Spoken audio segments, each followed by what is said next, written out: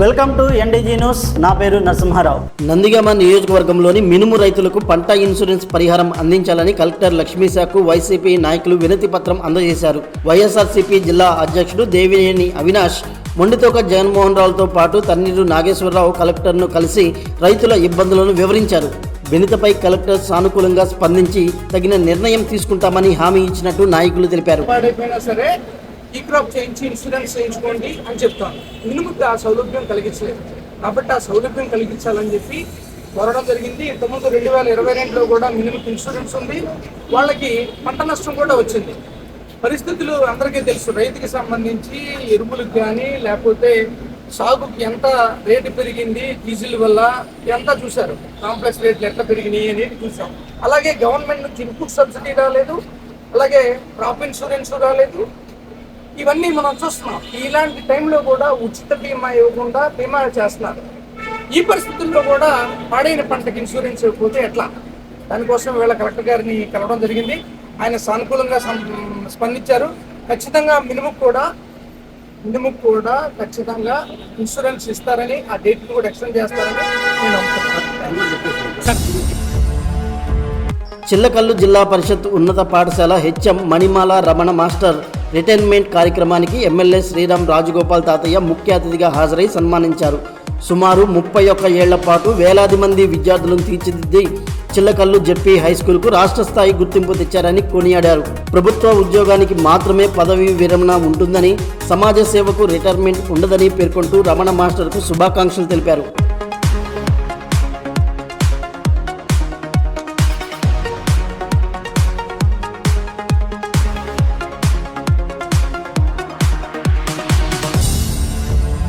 కంచికచెర్ల, ఇబ్రహీంపట్నం, వీరులపాడు, విజయవాడ ప్రాంతాల్లో శుక్రవారం సాయంత్రం ఈదురుగాలులతో కూడిన భారీ వర్షం కురిసింది.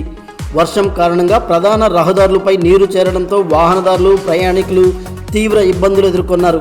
ఈ వర్షం ఎండిపోతున్న పంటలకు ఎంతో మేలు చేస్తుందని, వ్యవసాయ పనులు వేగవంతం అవుతాయని రైతులు హర్షం వ్యక్తం చేస్తున్నారు.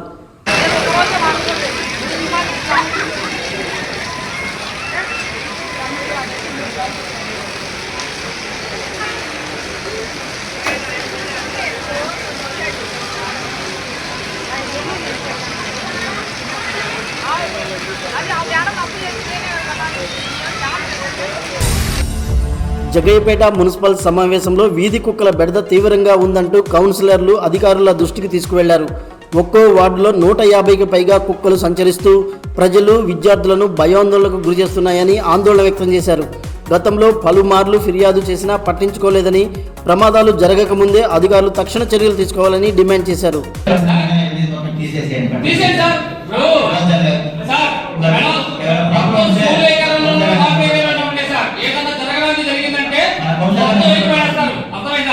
ఇప్పుడు తర్వాత సంగతి వాళ్ళంటున్నారు, వీళ్ళంటున్నారు కదా సార్.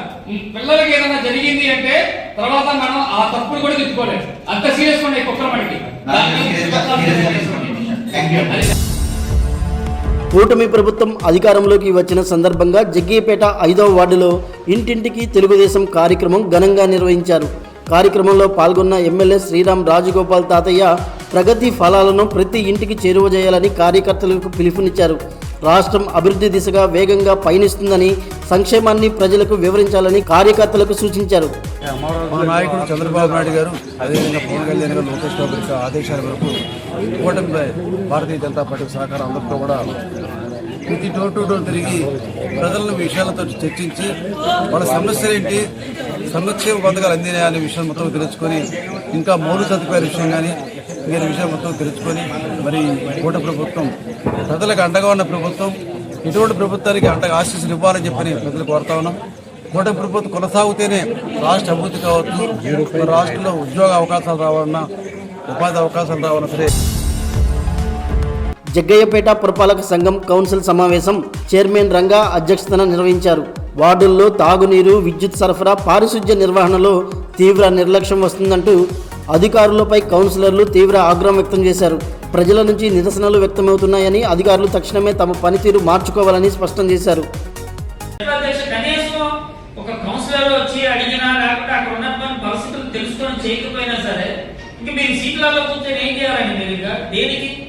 చెప్పండి, ఎంత ఆవేదన ఉంటుందో వాటిలోకి పోతే అమ్మ నా మమ్మల్ని లైట్ కూడా వేయడం చేత కానటువంటి కౌన్సిలర్, వాటర్ రాక కౌన్సిలర్.